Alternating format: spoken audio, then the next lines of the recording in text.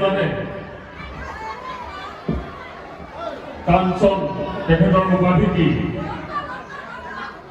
কাঞ্চন দত্ত কিন্তু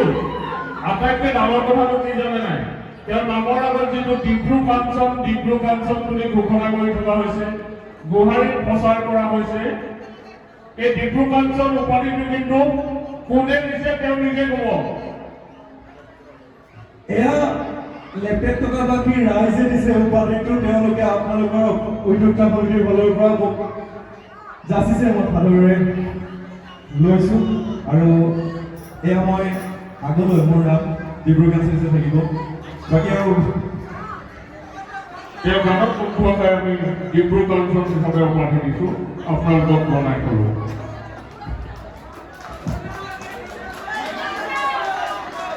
ধন্যবাদ